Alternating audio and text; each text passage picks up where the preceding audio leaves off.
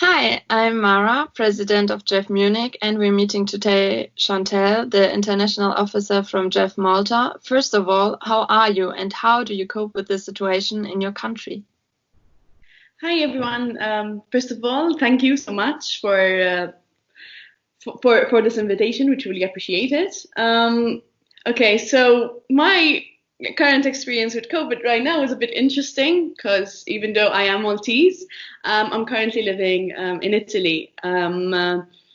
It was supposed to be my Erasmus, so I'm on my Erasmus right now. But it's interesting, yeah. In Italy, obviously, as you know, we are in lockdown right now. So obviously things are a bit more, let's say, serious.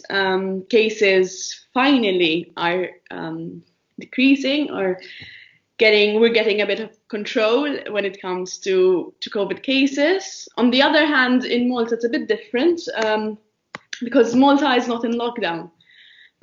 We are a few of the countries who are not in lockdown.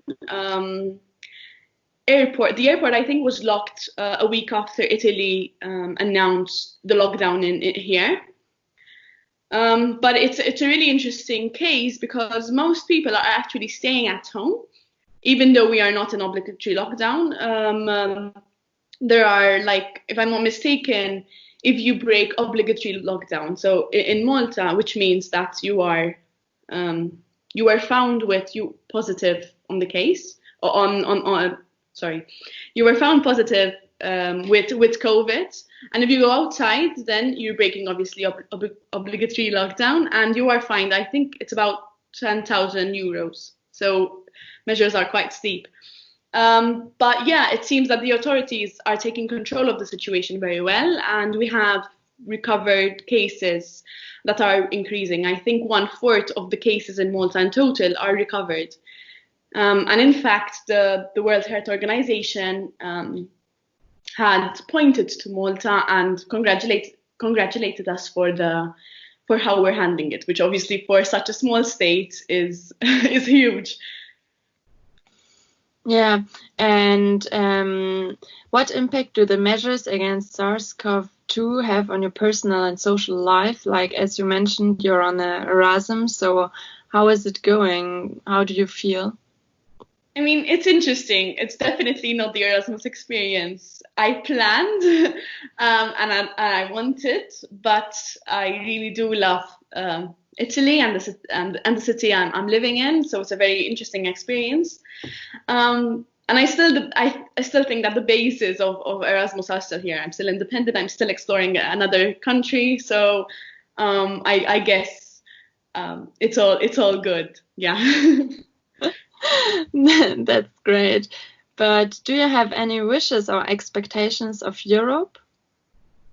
Okay, so obviously, I mean, as Jeffers, we always want a better Europe, and that is something that I think we can agree with across the board. I think when it came to Europe, what I really wanted was for it to be more efficient. I think Europe, even though it acted late. And what I feared was that, and it did in fact happen, that because it acted late, we are seeing repercussions right now of more Euroscepticism across countries that are deeply affected, such as Italy. So that, for me, obviously was a pain because we don't want to see Euroscepticism. We want to see more people believe in the European project than reject it. So I think that would be my main expectation, for it to be more efficient. And obviously, we need to see more solidarity across the board. So, as you said, you aren't really satisfied with the solidarity in Europe?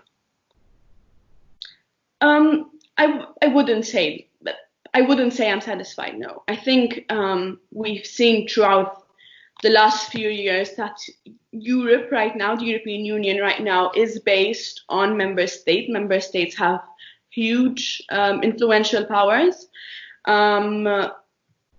And obviously, this makes it even more difficult for us to have one European voice and to deal with a challenge, whatever it may be, more efficiently.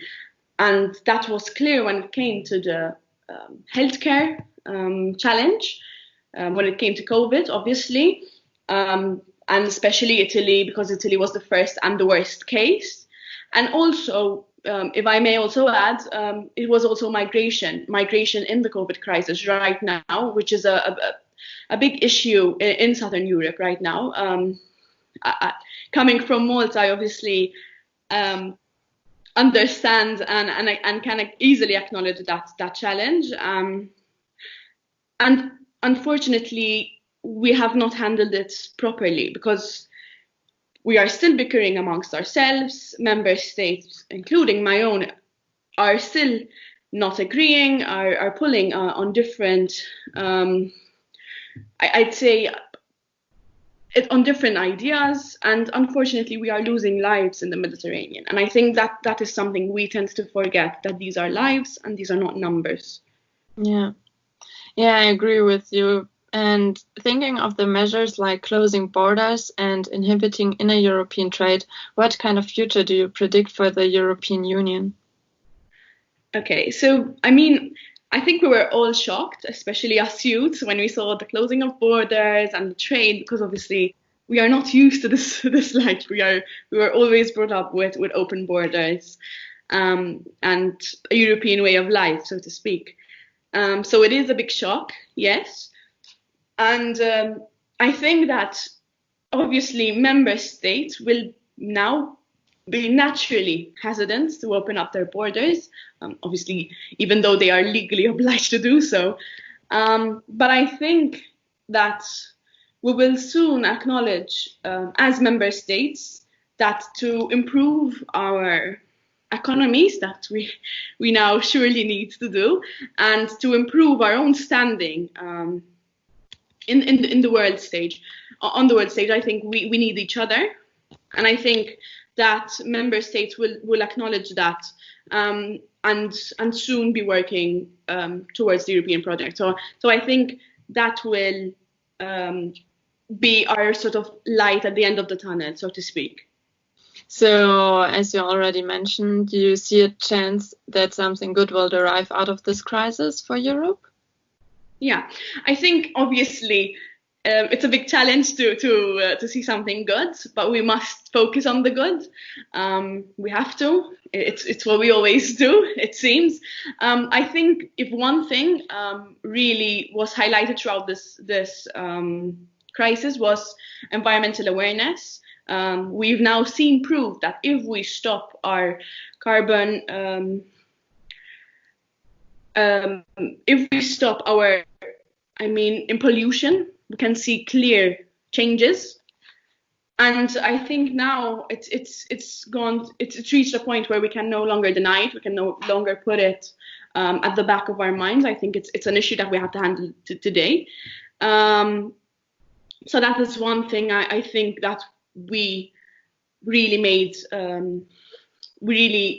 made clear throughout this challenge. Another thing that I really find interesting is how now most industries shifted their employees to teleworking. So I think it will be really interesting to see how this affects industries in the future, and obviously employment rights, employer rights. And I think it's something that the EU can also explore in the future. And obviously the overarching theme throughout this crisis is solidarity. And I think it still highlighted the importance of solidarity and that we can be stronger together. And I think that is something that we have to highlight, especially as JEFers, as Europeans, that we are in fact stronger together, and that the European project is our backbone, so to speak. Yeah, I totally agree with you. Thanks a lot for participating in our series, and stay healthy, stay European, and we'll stay in touch. Bye. So much. Bye. Thanks.